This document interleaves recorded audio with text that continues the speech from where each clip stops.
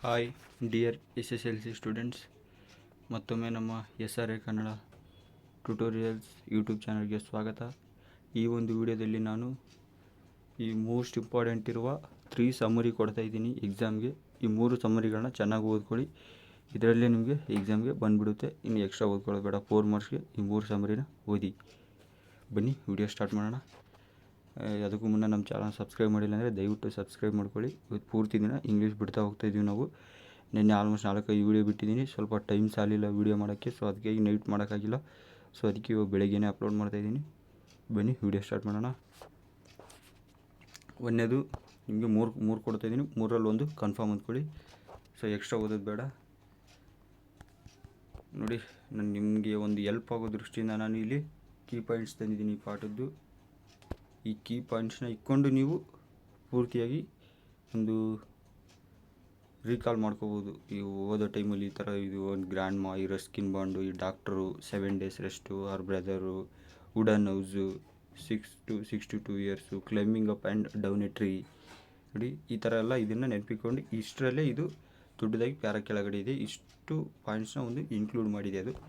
So ಬನ್ನಿ ಓದ್ತಾ ಹೋಗ್ತೀನಿ ನಾನು. ನೋಡಿ, ಈಸಿಯಾಗಿ ಕೊಟ್ಟಿದ್ದೀನಿ. ಒಂದು ವೇಳೆ ನಿಮ್ಗೆ ಈಸಿ ಇರಲಿಲ್ಲ, ಬೇರೆ ಓದ್ಕೊಂಡಿದ್ದೀನಿ ಆಲ್ರೆಡಿ ಅಂದರೆ ಅದನ್ನೇ ಓದ್ಕೊಳ್ಳಿ, ಪರವಾಗಿಲ್ಲ. ಇದು ಕೊಟ್ಟಿದ್ದೀನಿ ನಾನು. ನೋಡಿ, the poet Ruskin bond fantastically described about the poem The Grandma Climbs a Tree. He described about his grandma was genius in climbing up and down the tree. It was her routine work when she was 6 years old. Her loving brother taught her how to climbing up and down a tree at the age of 6 years. Up to 62 years she was climbing up and down a tree. Once she climbed up,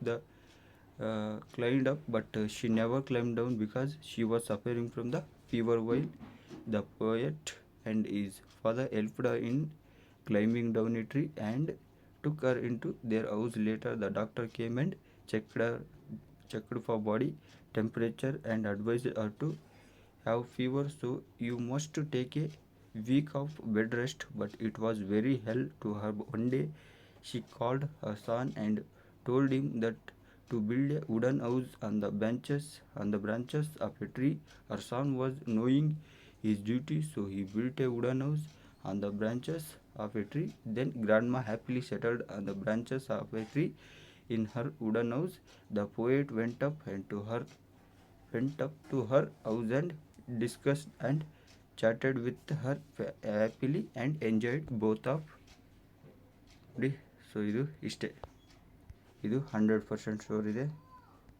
ಇಷ್ಟು ನೋಡಿಕೊಂಡ್ರೆ ಸಾಕು. ಇನ್ನು extra ಓದ್ತೀರಿ ಅಂದರೆ ಓದಿ. ನನಗನ್ಸಂಬಿಟ್ಟು 3 ಕೊಟ್ಟಿದ್ದೀನಿ, 3ರಲ್ಲಿ ಇದು confirm ಗ್ರಾಂಡ್ಮದು. So ಇದನ್ನು confirm ಓದ್ಕೊಳ್ಳಿ. ಇನ್ನೊಂದು ಎಮರ್ಜೆನ್ಸಿಗೆ ಅಂದರೆ ಇನ್ನು 2 ಕೊಟ್ಟಿದ್ದೀನಿ, ಅದರಲ್ಲಿ 1 ಓದಿ ಸಾಕು, ಎಕ್ಸ್ಟ್ರಾ ಬೇಡ. ಬನ್ನಿ ನೆಕ್ಸ್ಟು. ನೋಡಿ, right A summary of the poem George poem 2. ನೋಡಿ, ಈ ಒಂದು ಜಾರ್ಜ್ ಅಂತ ಪ್ಲೇಯರ್ನ ಒಂದು ಸ್ವಭಾವಗಳು, ಆ ಒಂದು ಆಕಾರಗಳು ಹಿಂಗಿದೆ ಅಂತ ಇಲ್ಲಿ ಕ್ಲೀನಾಗಿ ಕೊಟ್ಟಿದ್ದೀನಿ. ನಿಮಗೆ ಒಂದು ನೆನಪು ಉಳಿಯೋಗೋಸ್ಕರ. ಏನಿದು? I bird, wrinkled face, black ancient mariner, blue shirt becomes dark, neck tie and jacket, ಮತ್ತು ರಗನ್ ಶವನ್, ಅಟ್ಲೋ ಸ್ಯಾಕ್ಸೋಫೋನ್. ನೋಡಿ ಇಲ್ಲಿದೆ, ತುಂಬ ಸುಲಭ ಕೊಟ್ಟಿದ್ದೀನಿ. ಇದು ನಾನು ಇಷ್ಟು ಕ್ಲೀನಾಗಿ ನೋಡ್ಕೊಳ್ಳಿ. ನಿಮಗೆ ಆದರೆ ನೀವು ಬೇರೆದಿದ್ದರೂ ಪರವಾಗಿಲ್ಲ, ಇಷ್ಟು ಹೋಗಿ ನೀವು ಅದನ್ನು ಬರಿಬೋದು. The poet call Wendela Hines fantastically described about the poem Judge, who was very black like ancient mariner. Judge has wrinkled face with a full of various ವೆರೈಸಿ.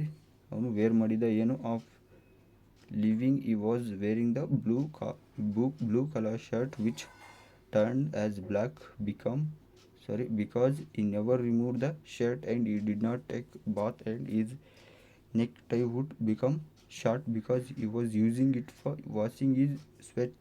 He was wearing the jacket. Inside of the jacket his stomach was sagging like a pumpkin, and wearing turned bottomless shoes, and he has rough and unshaven face.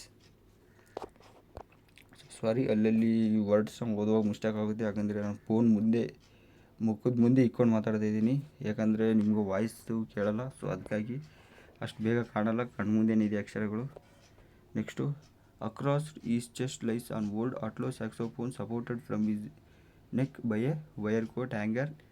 If he was an appointment, he began to flute it while he forgot himself as hugest man. But he felt flying very, very high in the sky like a bird. When he heard his music, we were also flying very, very high in sky like a bird. When he stopped music once again, he became he became back as a black and hugest person. In such way, he has great skill of fluting music of alto saxophone. He was sent here to preach the black gospel of judge. ನೋಡಿ, ಇಷ್ಟನ್ನು ಪರ್ಫೆಕ್ಟಾಗಿ ಓದ್ಕೊಳ್ಳಿ. ಇದು so ಇವೆರಡನ್ನ ಗ್ರಾಂಡ್ಮ ಇದೆರಡು ಓದಿದ್ರು okay, ಇಲ್ಲ ಗ್ರಾಂಡ್ಮ ನಾನು last ಇದೊಂದು ಕೊಟ್ಟಿದ್ದೀನಿ, ಯಾವುದು ಐ ಆಮ್ ದ ಲ್ಯಾಂಡು. ಇಷ್ಟು ಓದಿದ್ರು ಸಾಕು ನಿಮಗೆ. ನೋಡಿ, ಸ್ವಲ್ಪ ಟೈಮ್ ಜಾಸ್ತಿ ಹೋಗುತ್ತೆ. ಈ ಐ ಆಮ್ ದ ಲ್ಯಾಂಡಲ್ಲಿ ನೋಡಿ ಹೆಂಗಿದೆ ಅಂದರೆ, ಇನ್ನೊಂದು ಇದೆ ಸಾಂಗ್ ಆಫ್ ಇಂಡಿಯಾ. ಸೊ ಅದನ್ನು ಎಮರ್ಜೆನ್ಸಿಗೆ ಓದ್ತೀನಿ ಅನ್ನೋರು ಓದಿ, ಹೇಳೋಕ್ಕಾಗಲ್ಲ. ಸೊ ಅದಕ್ಕಾಗಿ ಇದನ್ನು ಬಿಟ್ಟರು, ಐ ಆಮ್ ದ ಲ್ಯಾಂಡ್ ಬಿಟ್ಟರು ಒಂದು ಸಾಂಗ್ ಆಫ್ ಇಂಡಿಯಾನ ಚೆನ್ನಾಗಿ ಓದ್ಕೊಳ್ಳಿ. ನೋಡಿ, ಇದ್ರದ್ದೊಂದು ಕೀ ಪಾಯಿಂಟ್ಸು ಸುತ್ತ ಕೊಟ್ಟಿದ್ದೀನಿ. ದ ಲ್ಯಾಂಡ್ದು ಏನು, live patient, muddy holes and car lot of ice, some ಒಂಟಿಕಲ್ಸ್ plants, live fruits, flowers, plants, children are dancing and singing, people come with guns, a chain link necklace, chokes me, put a fence around the earth planet. ನೋಡಿ, ಈ poet ಹೆಸರನ್ನ ಯಾವುದೇ ಕಾರಣಕ್ಕೂ miss ಮಾಡಬೇಡಿ. ಕರೆಕ್ಟಾಗಿ ಎಲ್ಲ ಈ ಸಮರಿ ಬರುವಾಗ ಕ್ಲೀನಾಗಿ ಪೊಯೆಟ್ಟು ಆ ಪದ್ಯದ ಒಂದು ಏನಾದ್ರು ಆಶಯ ಇತ್ತು, ಹೇಳೋದಿತ್ತು, ಏನಿತ್ತು ಅದರ ಆಶಯ ಅಂತ ಅದು ಇನ್ಕ್ಲೂಡ್ ಮಾಡ್ಕೋಬೋದು, ಒಳ್ಳೆಯದು. ನೋಡಿ, ಇದು ತುಂಬ ಸುಲಭವಾಗಿದೆ, ಓದ್ಕೋಬೋದು ಇದನ್ನು. ನೋಡಿ, ಇದನ್ನು ಎಮರ್ಜೆನ್ಸಿಗೆ ಓದ್ಕೊಳ್ಳಿ. ಇನ್ನು ಇದು ನಾನು ಮೇಯ್ನ್ ತೋರಿಸೋದಂದರೆ ಈ song of India, jazz player, grandma confirm, ಈ ಸಾಂಗ್ ಆಫ್ ಇಂಡಿಯಾ, ಈ ಮೂರರಲ್ಲಿ ಕನ್ಫರ್ಮ್ 2 ಬರುತ್ತೆ. ಸೊ ಅದಕ್ಕೆ ಅಲರ್ಟ್ ಆಗಿರಿ. ನೋಡಿ, ಇಲ್ಲಿ ದ ಪೋಯೆಟ್ ಏನೇನು ಹೊರಳಿಸ್ತಾ ಇದ್ದಾನೆ, ಇಲ್ಲಿ ವರ್ಣಿಸೋದೆಲ್ಲ ಈ ಕಡೆ ಇದೆ. ಏನು, mountains of Himalaya, the 3 oceans, sun with golden rays, rock cut temples and epic sun stones, soldiers of India who sacrificed their life.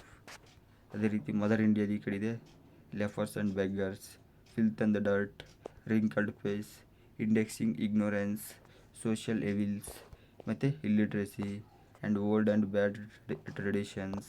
ನೋಡಿ, ಇಷ್ಟು ಚೆನ್ನಾಗಿ ಅದಿದ್ದರೆ ಸಾಕಿಗೆ. ನೋಡಿ, ಈ ಪೊಯೆಟ್ ಹೇಳೋದೊಂದು ಕಡೆ ಇದೆ ಸಪ್ರೇಟಾಗಿ, ಅದೇ ರೀತಿ ಒಂದು ಮದರ್ ಇಂಡಿಯಾ ಒಂದು ಕಡೆ ಹೇಳ್ತಾ ಇದ್ದಾಳೆ. ಇಬ್ಬರದು ಕರೆಕ್ಟಾಗಿ ಇದರಲ್ಲಿ ಇನ್ಕ್ಲೂಡ್ ಮಾಡಿ ಇದರಲ್ಲಿ ಬರೆದಿದ್ದೀನಿ ನಾನು. ನೋಡಿ, ಕರೆಕ್ಟಾಗಿ ಬರೆದಿದ್ದೀನಿ. In the poem the song of India, poet V K Gokak finely, ಒಬ್ಬ ಕನ್ನಡದ ಒಂದು ಕವಿ V K Gokak finely describe the conversation of mother India and poet was requesting to mother India, shall I sing a song about the 3 oceans where purifying your feet and mountains of Himalayas and the golden rays of the sun, rock cut temples, tradition, culture and the great epics on the stone were written in shall I sing a Indian soldiers who gave their life for our mother India, and shall I sing a song about the prophets, saints, Swamijis who teach us to live in a correct way of continuously. ನೋಡ್ತಾ ಹೋಗಿ, ತುಂಬ ಇದೆ. ನೋಡಿ, ಇಷ್ಟನ್ನು ಚೆನ್ನಾಗಿ ಓದ್ಕೊಳ್ಳಿ. ಇದೊಂದು the song of India, ಇದು ತುಂಬ ಇಂಪಾರ್ಟೆಂಟ್, ಇದು ಹೇಳೋಕ್ಕಾಗಲ್ಲ, ಬಂದುಬಿಡುತ್ತೆ. ಸೊ ಕರೆಕ್ಟಾಗಿ ಓದ್ಕೊಳ್ಳಿ.